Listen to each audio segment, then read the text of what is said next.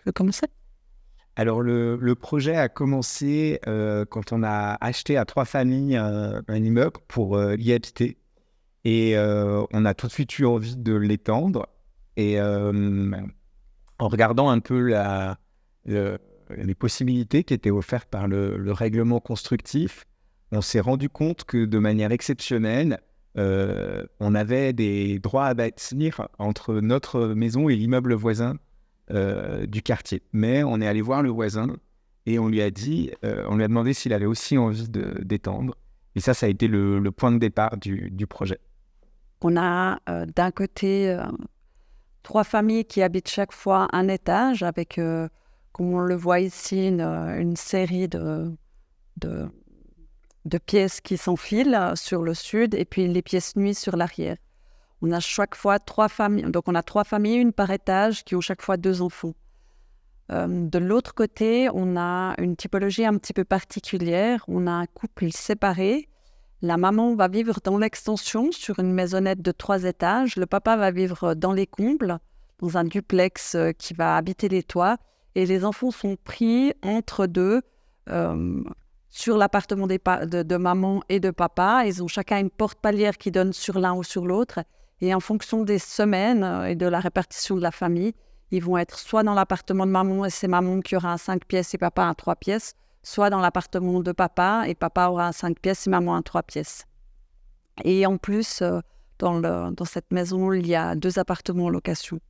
Alors je crois que les défis constructifs, on avait à cœur de préserver la qualité des maisons existantes.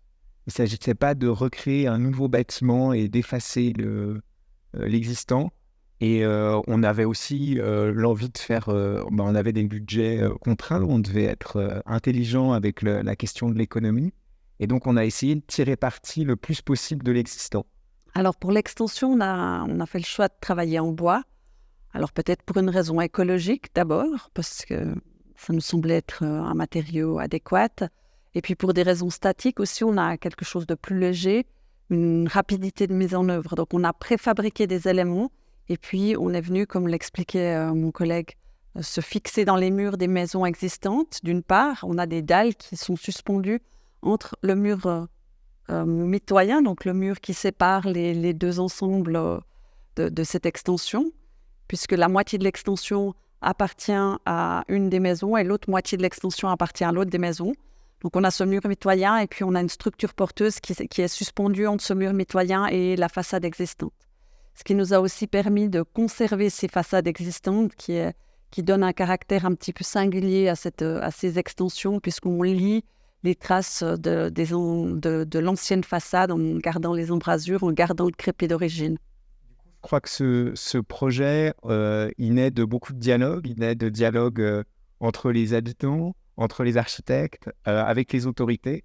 Et finalement, cette multitude de dialogues a beaucoup nourri le projet parce qu'en fait, elle nous a obligés à trouver des solutions spécifiques et différentes à chaque fois.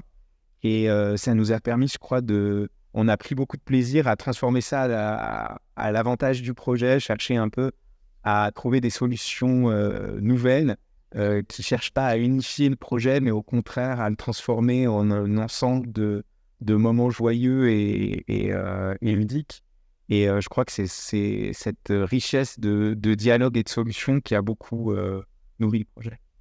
Alors, je pense, comme Tanguy vient de le dire, c'est de mettre en valeur peut-être un processus un petit peu différent de ce qu'on a l'habitude au niveau constructif. C'est pas un projet avec une écriture de bout en bout très forte de l'architecte, mais c'est un projet de travail en commun et de consensus. Et puis, c'est peut-être ce mode de fonctionnement qui est mis en valeur dans l'obtention de ce prix.